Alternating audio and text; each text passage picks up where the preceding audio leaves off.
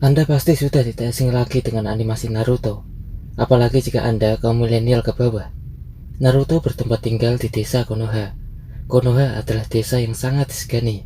Satu-satunya desa, pemilik mata-mata banyak atau kalau cerita kenyataan di dunia, seperti organisasi intelijen. Juga memiliki berbagai macam klan yang hebat, serta ninja, yang paling banyak jurus berada di sana. Konoha adalah desa terkuat secerita itu. Sekarang, ramai dikaitkan Konoha adalah Indonesia, tapi faktanya tidak, karena tidak ada bukti yang kuat untuk klaim tersebut. Jika melihat kenyataan sejarah, bisa dikatakan Konoha adalah Amerika Serikat, bukan Indonesia. Patung Hokage Konoha itu sama dengan ukiran Gunung Rushmore yang berada di Amerika Serikat, tepatnya di dekat Dakota Selatan. Naruto terbit tahun 1997, sedangkan ukiran Presiden Amerika di Gunung Rushmore didirikan 1927. Inilah kekuatan Presiden Amerika. Permukaan batu granit di Gunung Rushmore yang berada di Dakota Selatan, terdapat 4 ukiran Presiden Amerika.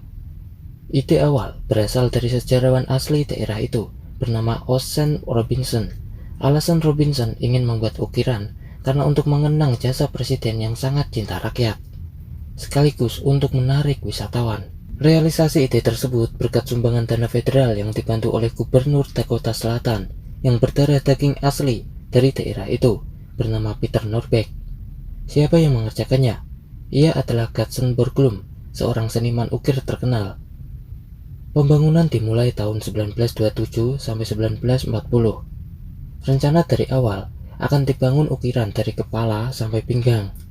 Namun karena kehabisan dana dan meninggalnya Gadsden tahun 1941, ukiran 4 presiden hanya sampai di kepala saja. Ukiran 4 presiden Amerika terdiri dari George Washington, Thomas Jefferson, Abraham Lincoln, dan Theodore Roosevelt. George Washington adalah presiden pertama Amerika Serikat yang dilantik pada tanggal 30 April 1789 di balkon Aula Federal New York. Selama memimpin, Washington memperkuat persatuan nasional, meninggalkan fanatisme pada partai, dan menegaskan kecintaan kepada negara harus lebih besar dari kecintaan daerah masing-masing.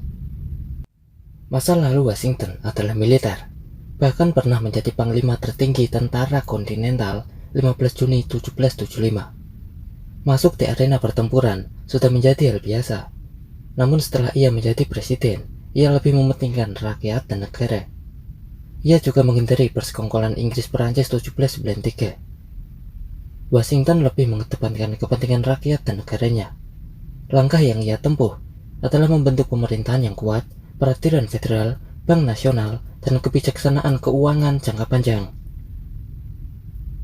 Ukiran wajah yang kedua adalah Thomas Jefferson, atau Presiden Amerika Serikat yang ketiga. Selama menjabat jadi presiden, Jefferson memacu pendidikan yang maju dan berhasil mendirikan lembaga beasiswa pertama dan perguruan tinggi yang disokong oleh negara.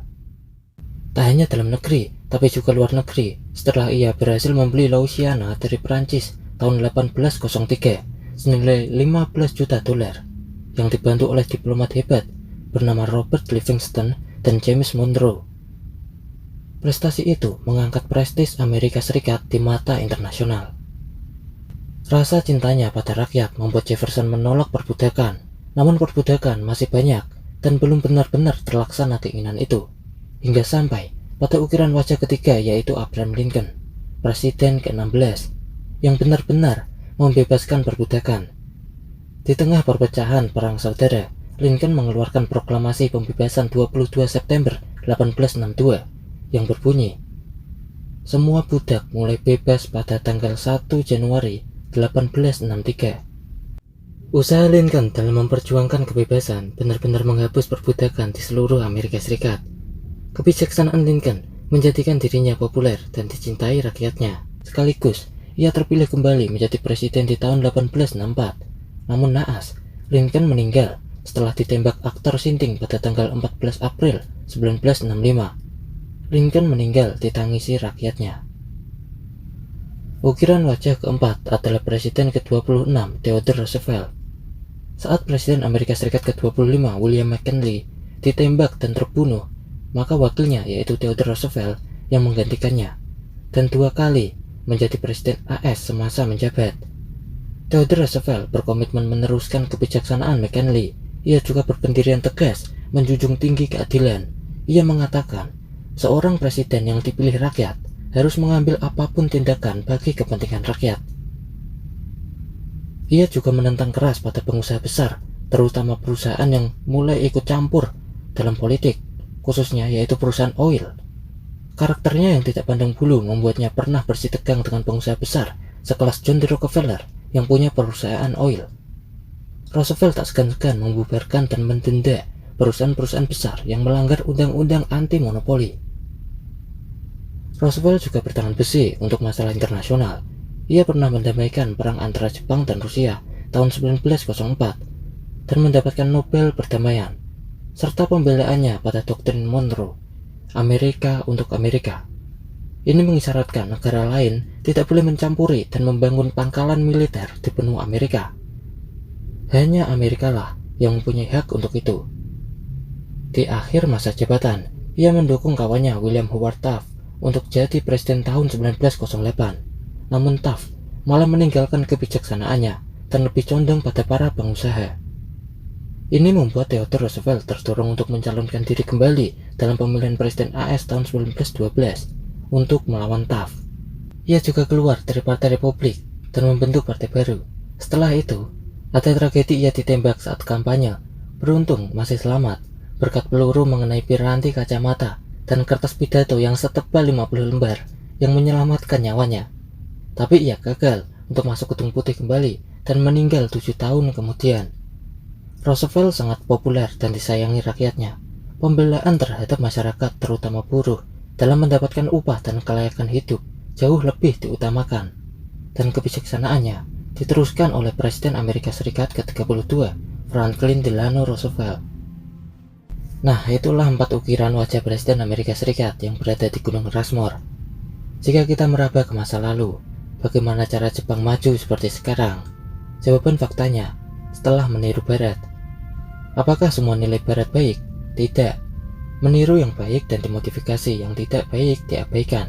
Jepang adalah negara peniru pertama yang berhasil, lalu disusul Singapura, China, India, dan seterusnya.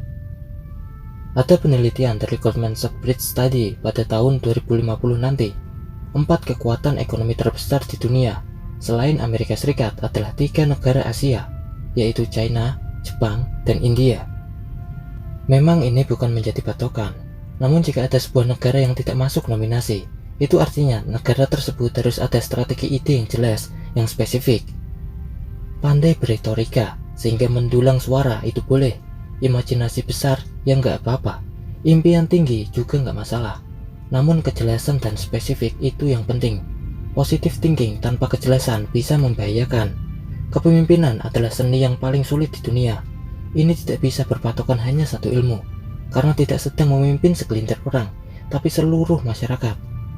Kenyataan tentang Roma tidak bisa dibangun semalam, namun Hiroshima bisa dihancurkan sekejap, bertumbuh pada pemimpin. Terima kasih para pemimpin yang telah membangun negara ini. Masyarakat sehat tahu, menjadi pemimpin tidak semudah ucapan para penghina, dan tidak semudah orang yang pandai beretorika. Jika penghina tersebut memimpin, belum tentu sanggup. Salah satu inti dari kepemimpinan memang harus berpikir besar dan berjiwa besar, bukan hanya berpikir besar saja, tapi ada kerja nyata yang spesifik, kerja cerdas dan kerja keras, 2 nilai kehidupan yang tidak bisa dipilih salah satu. Alhamdulillah, negeri ini sudah baik, semoga makin baik dan lebih baik lagi.